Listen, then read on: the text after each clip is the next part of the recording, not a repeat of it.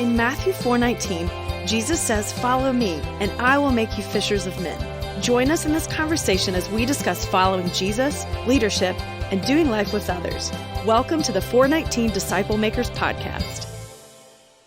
And now back to our conversation with Rob Vaka. I've known you for years, and I've known a little bit about your story, but I listened to that podcast, which is an excellent podcast, Brink of Midnight, and gosh, I was just so inspired, Rob, by what you've allowed the Lord to do in your life through just trusting Him. And so I agree with you. I think that's a super resource for people to go and listen to. So let me go back through and make sure that I heard what you were saying about the tools in your toolbox. You were talking about, of course, Tommy Newberry's 4-8 principle, which I believe is based on Philippians 4:8. It is. If I recall, about think on those things that are lovely and pure and admirable and trustworthy and praiseworthy. And then also the 40-day joy challenge. Man, what a great challenge in the quarantine of if it's 40 days or 60 days or whatever it is. What a great opportunity there. So thanks for letting us know about that. And also thank you, Tommy, if you're listening, for providing that. The small group, the Bible, the atomic habits, and then, of course, the brink of midnight. Tell us a little bit more about your small group. What is it that, if a man's out there and he's not in a small group with other believers, what is it that provides you? The biggest thing the small group provides me is accountability. And I think we need accountability partners. We need people who believe in us, who are willing to love us unconditionally, and frankly, willing to offer alternative viewpoints that challenge us, but don't put us down. And I think that group does all of those things for me. I've learned a ton. There's very smart men in that group, and you really learn through life. It's not this group who's taught me. It doesn't really matter what you do. You know, we live in a world that has traditionally placed an awful lot of value on the what, as in what you do for a living. But men in this group do a variety of different things. Mm-hmm. You know, there's a guy who works for the oil pipeline. There's a guy who works in swag and marketing that sells Team Spirit wear. There's a pastor. There's a guy who's a technology guy who started his own company. So there's a variety of different people. And so the socioeconomic thing doesn't really matter. It doesn't matter what you do. It matters who you're becoming. And surrounding yourself with some men or women in a small group helps you become, from an accountability standpoint, who you want to become. Yeah, I like the way you said that. I'm sitting here thinking about a quote from Patrick Morley where he said, I believe that a small group and a Bible and serving will solve 90% of a man's problems. It's true. It's true. And look, I really believe that the small group, the 4-8 principle, the joy challenge, atomic habits, podcast, all of those are ingredients. For me, the real blueprint was going through the actual exercise of writing down and getting down into 3 bullet points that are simple and easy to understand. What it is I stand for, what I want to do every single day in every interaction, experience, and activity I take part in, and then what roles are most important in my life, and what am I willing to do to improve those roles every day. So for me, and I hope this helps some people, this sort of personal purpose statement it's the crescendo. It's everything that those tools bring to me and allow me to use from a navigational standpoint and a compass standpoint. So number one for me is always an attitude of gratitude. To me, that one element, that one pillar in my life is where everything good emanates from. An attitude of gratitude at all times, even in sad moments, even in unhappy moments, continues to fill me with the joy of the Holy Spirit. The second element is build people up, don't tear them down. The third and final element is give more than I get. If every day when I wake up and I have my cup of coffee, I feed myself those 3 pillars. Rather than starting off feeding myself with how many things I have to do, how many tasks I have in a day, how bad the pandemic is, how bad the news is, all of that stuff will set your compass off in the wrong direction before you even finish your first cup of coffee. Isn't that true? If you can feed yourself your personal purpose every day, you will set sail in the right direction. And those 3 elements have helped fuel really my personal purpose statement, which has gotten me into 4 roles. And the 4 roles I have to be great at, in my opinion, are father, husband, change agent, and people connector. It's not my profession that's a role. Profession's not a role in my life. But I do all 4 of those things that I just described using my 3 pillars, and I just try to do my best every day. And you know what?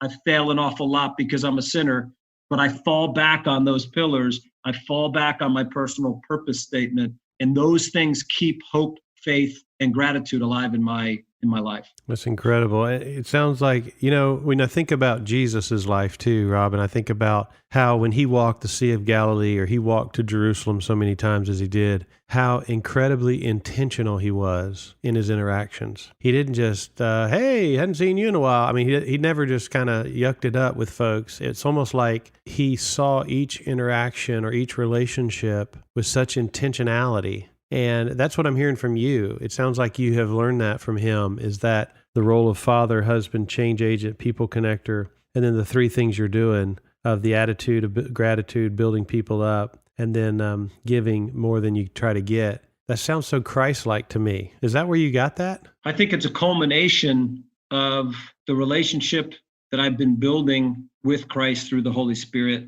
the hardships on a relative basis that I've experienced in my life, the quote unquote, what you'd call suffering, and probably the metamorphosis, right, from this pursuit of success into the realization that that's not the Holy Grail, that that's not what God put me here to do. Because early on, right, I thought that my role was to be the best at everything I was doing, to make more money, to get more things, to acquire more friends, to acquire more influence. And at some point you realize through suffering, through hardship, through loss, that that's not what builds joy. That can build temporary happiness, but it doesn't build joy. And I think that once I understood that happiness and sadness were not in you, those are external things that are brought on by a lot of different attributes, some of which are not authentic. And once I realized that joy was going to grow in me through my relationship with Christ, allowing the Holy Spirit to foster that, I realized that that was the key, that significance was the key and success was not the pursuit I should be following. Well, what a message, especially even in the world we're living now, where it seems like, money is not everything anymore, as people are watching the markets crumble and job losses and all the external things that could bring us so much depression and sadness. Yet Christ promises this joy unspeakable and full of glory, this joy that takes us through the difficult times. And the world's going through a difficult time right now as we record this podcast. But I have this feeling that no matter what happens in this world, that these guiding principles, this toolbox, this relationship you have with Jesus is going to carry you through, no doubt. Yeah, Mark, we have a choice and we have free will. And to me, this approach is so much more fruitful. It's more liberating. It's more growth oriented. It's more fun. And you could easily choose the opposite of these things. You could choose anger, frustration. You could choose to be a victim. Look, I'm not sitting here saying I'm happy that the portfolio I worked so hard over the last 30 years to build again has taken a hit. Because you know what? It took a big hit during the .com deal. I was in the .com world when the late 90s were happening. I purchased Excite at Home stock and Lyco stock. And on paper, I made a lot of money and I felt really good until it went to nothing. Yeah. And then in the 08, 09 housing crisis and banking crisis and debt crisis, same thing. That's why I say that you can be sad, you can be unhappy, but you shouldn't lose joy if you build the right toolbox that we've been talking about, right? I'm not happy that my portfolio's down. Right. That would be ridiculous. Right. I'm not happy that people are losing their jobs. I'm not happy that we're quarantined, but I have great joy. I'm hopeful, and I'm going to stay faithful that we're going to come to the other side because God has always given us spring after winter. Always. It's never changed throughout thousands of years. Yeah. And what I love about that is some of my friends, we've been talking about it, and this is one of the most beautiful springs we've ever seen. I'm looking here where we live in Atlanta, the United States. The trees are blooming, the flowers are blooming, the grass is green. If you look outside or just take a walk, even though some situations seem to be so dire, God is still, the earth is still spinning. God is still in control. And I just love your enthusiasm, your optimism. But I understand too, it's not just positive thinking. It's thinking that's led by the Holy Spirit. And the Holy Spirit just doesn't lead us into depression. The Holy Spirit leads us into victory. And that's who I believe God has called us to be. So what encouragement would you give out there, Rob? I know you're in a small group that's focused on discipleship. The accountability you mentioned is so important, man. Without accountability, we just atrophy, don't we? We do. What encouragement would you give someone out there right now that's listening who's just feeling a little rudderless, like maybe they're kind of sitting out off the coast, just floating, but they're not on purpose, on mission with their life? What would you say to them? The simplest thing to do is do everything you can to focus on, pick 2 things, pick 3 things that you're grateful for that are just marvelous in your life. Pick those things. And I would encourage you, again, it's interesting. I sound like I work for Tommy Newberry. I don't, but this thing's free. Go do the 40-day joy challenge. Yeah. And here's what it is. It's 5 minutes a day. It might be 4, 5 minutes a day. You're going to get an email in your email box and click a link, and you're going to have a 4 or 5 minute exercise to do every day. And if you do that for 40 days, I'm telling you, you will come out of this with a different perspective. Very simple tool. Great advice. Well, thank you, my brother. I really appreciate your partnership in the gospel.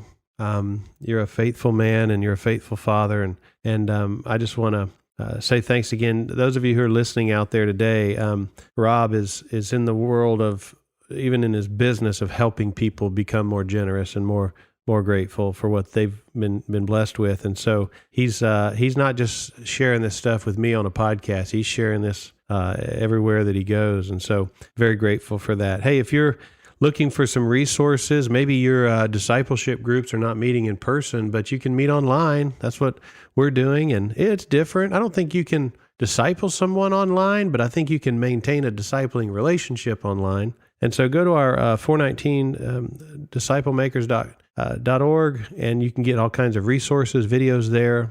Share this podcast with somebody. I got a feeling that there's somebody who has a friend or a family member that really needs to hear about this attitude of gratitude that Rob has shared with us from his life. So share that with us, and just stay tuned. Go ahead and subscribe to us, and then you'll get this kind of encouragement each week right there on your podcast. So, Rob, thank you so much for joining us today. Any parting words of wisdom? No, thank you for the energy, Mark. It means a lot. And just remember the one word, gratitude. Gratitude it is. God bless. Thank you. For more information, check out our website, 419disciplemakers.org. Join us again next week as we continue our conversation on the 419 Disciple Makers podcast.